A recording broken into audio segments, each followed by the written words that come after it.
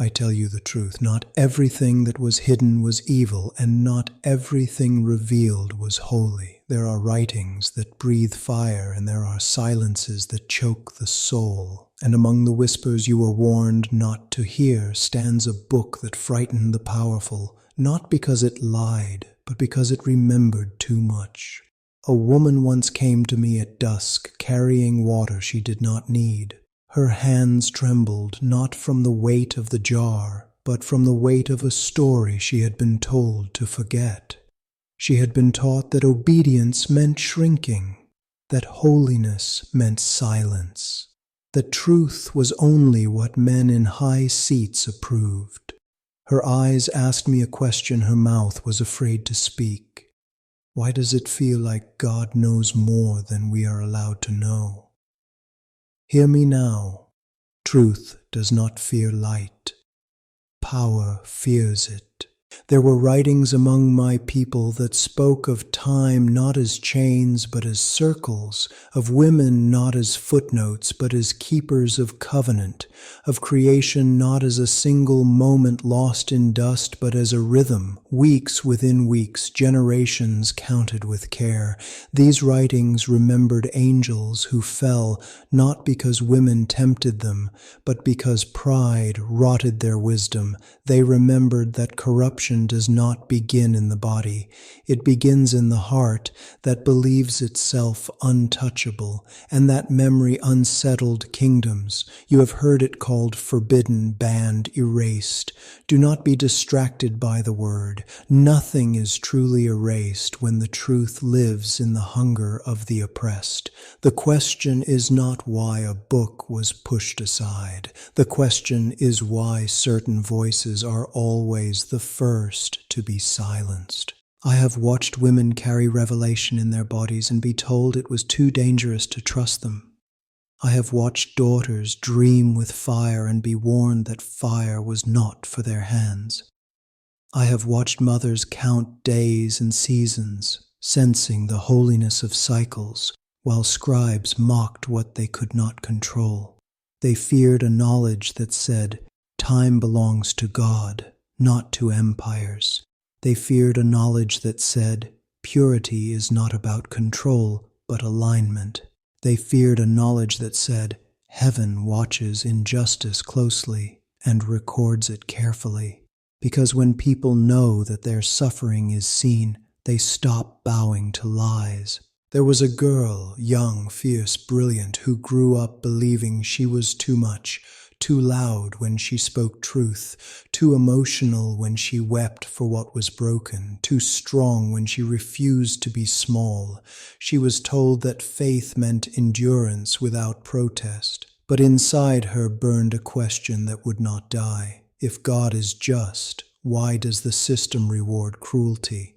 That question is not rebellion. That question is prayer. Listen to me. Systems prefer silence. Heaven prefers honesty. The writings you were told not to touch spoke openly of judgment, not the judgment of petty rulers, but the accounting of heaven. They declared that no throne lasts forever, that every hidden violence is weighed, that no tear falls unnoticed. That is not dangerous knowledge for the wounded. That is dangerous knowledge for those who profit from wounds. I did not come to protect fragile power. I came to expose it. They say some knowledge leads people astray, but I say ignorance is what keeps people chained. When women forget their worth, when men forget their humility, when the poor forget they are seen, then lies rule like kings. I spoke in parables because hearts were hardened, not because truth was weak. And some truths were set aside not because they were false, but because they demanded courage from those who read them. Courage to admit that heaven's order does not always match human hierarchy. Courage to admit that cycles of rest, restoration, and renewal threaten economies built on exhaustion. Courage to admit that divine justice cannot be bribed. A mother once whispered to me, if God counts time so carefully, does he count my pain too? I answered her without words, because the answer was already written into her endurance. You live in an age flooded with information and starving for wisdom. You scroll past revelations and call them distractions. But wisdom is not loud, it waits for the brave. Do not misunderstand me. Truth is not a weapon to dominate others. It is a mirror that demands you change. That is why it frightens the proud. There are those who want a gentle faith that never disrupts comfort, a faith that blesses systems and scolds the suffering. That is not the faith of heaven. Heaven does not flatter injustice. I lifted women who were bent under shame, and they stood taller than kings. I listened to those the world dismissed, and their words carried more weight than counsels. That is not rebellion. That is restoration.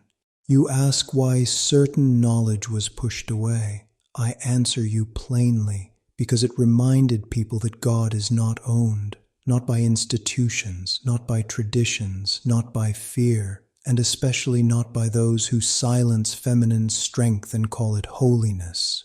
There is a power in women who remember their cycles, remember their voice, remember that creation itself moves in rhythms of death and rebirth, not in straight lines of conquest.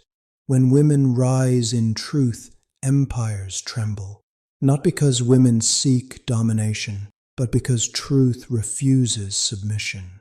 I have seen tears turn into testimonies. I have seen shame transform into authority. I have seen the ones called unclean become carriers of light. And I tell you this, nothing heaven intends for your growth can be permanently buried.